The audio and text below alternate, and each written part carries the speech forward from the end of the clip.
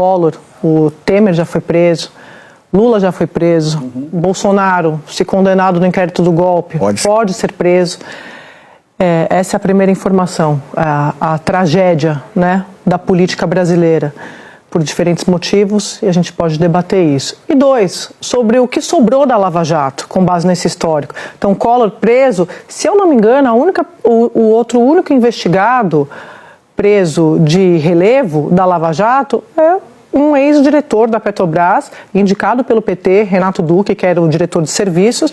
Todo o resto, solto, aqui eu posso lembrar de cabeça, Cabral solto, por desdobramentos da Lava Jato também. Então, Merval, por isso que eu estou insistindo na questão da importância de hoje se ressaltar a importância da Lava Jato, porque foi o que levou o Collor à cadeia. Toda a razão. O fim da Lava Jato é a grande incongruência do Supremo Tribunal Federal nos últimos anos. É inacreditável o que eles fizeram.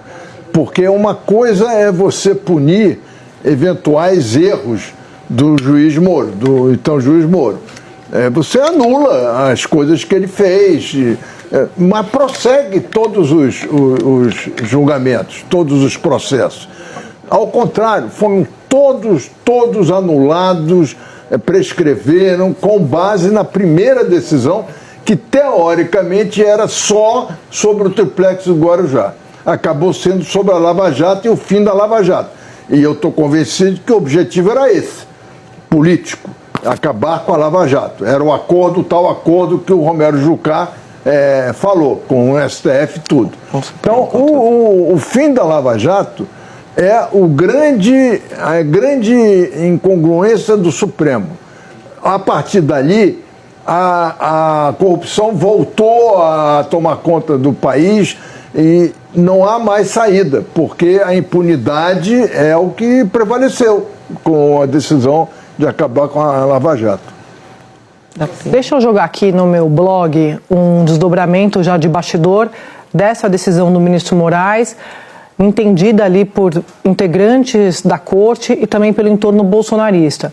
Fui conversar com integrantes do Supremo e também com aliados, assessores do ex-presidente Bolsonaro, que estão, por óbvio, acompanhando essa decisão do ministro Moraes mandando prender o Collor. E curioso que eles concordam, tem uma convergência de análise que é a seguinte: essa decisão do ministro Moraes serve como uma espécie de recado para a turma de Bolsonaro de que a primeira turma do Supremo, da Corte, não vai aceitar medidas protelatórias das defesas. Aí eu estou falando, obviamente, do inquérito do golpe. Lembrando que esse caso está em julgamento, a denúncia já foi aceita para o núcleo do Bolsonaro, o núcleo 1, ainda tem mais um núcleo para ser julgado, o núcleo 2 também já foi julgado, mas, como a gente vê, o tempo todo os advogados estão no seu papel, no seu direito, obviamente, de apresentar os seus recursos. Mas uma vez que o ministro Moraes deixa claro, nessa decisão do Collor, que, pode esquecer, a gente não vai mais topar essa enrolação aqui para o caso do ex-presidente da República, tampouco para Bolsonaro vai ter essa brecha. Então, eles entenderam dessa forma, Otávio, ministros com quem eu conversei e também assessores de Bolsonaro. Agora, se está na legislação, é um direito do réu, direito para poucos. Os privilegiados nesse país têm direito a muitos recursos.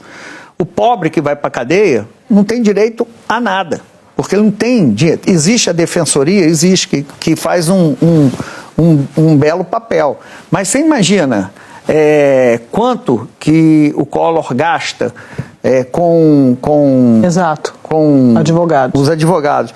Agora, eu ouvi até de um político dizendo assim: o Alexandre de Moraes não sabe por que prendeu o Collor, mas o Collor sabe por que está sendo preso. Por quê? Pelo histórico de denúncias e de impunidade, né? O histórico de denúncias e impunidade do Collor de Mello. Né? O Collor de Mello foi o primeiro presidente, depois da redemocratização, a primeira vez que, em 84, o país foi às ruas pedir diretas já. E na primeira vez que teve possibilidade de votar, elegeu o Collor de Mello cuja eleição tem muitos elementos que lembram a eleição do Bolsonaro em 2018. As duas candidaturas guardam muitas semelhanças. Primeiro, o Collor de Mello buscou um partido de aluguel para se candidatar. A candidatura dele era considerada uma aventura. O Bolsonaro também buscou o PSL, um partido de aluguel, para se candidatar. A candidatura dele também era considerada uma aventura. O Collor era um partido da juventude e virou PRN. Então, primeiro, partido de aluguel. Segundo, os dois, e mais importante, os dois eram políticos de carreira, e conseguiram se apresentar como antissistema, contra isso tudo que está aí. Tanto Bolsonaro como Collor, na verdade o Collor de Mello, ele combatia o que ainda é um problema hoje do Brasil, altos salários do judiciário. Esse era o mote da campanha do Collor, que se chamava na época o combate aos marajás.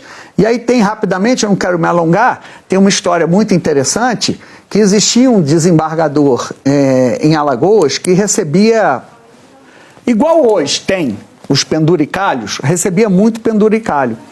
E o assessor de imprensa do Collor era o Cláudio Humberto. E começou a chamar a atenção o governador de Alagoas, combatendo altos salários do judiciário, numa época de hiperinflação, população muito revoltada, e o Cláudio Humberto, quando chegava jornalista lá para fazer um perfil do Collor, uma reportagem, mandava primeiro ouvir o desembargador. E o desembargador, é isso mesmo, eu tenho que ganhar, é pouco que eu estou ganhando. E aquilo ia causando uma revolta na população, e o Collor se apresentando como marajá. Então, partido, antissistema e, por fim, o uso dos meios de comunicação. O Collor foi o primeiro a fazer, a campanha dele era colorida. Eu lembro que vinha um trem, aí o trem, xui, xui, aí na linha de trem parava a palavra corrupção. Aí, pum, explodia a palavra corrupção. Piuí, piuí, aí vinha a palavra marajás. Aí ele, pum, então ele se apresentava jovem. O partido dele era da juventude. O primeiro a usar muito marketing, o primo dele era o Marcos Coimbra, dono da Vox Populi. Então ele entendeu a importância do marketing, foi o primeiro a entender a importância do marketing. Então o Collor e o Bolsonaro, eles são irmãos gêmeos dessa farsa que é um político profissional se apresentar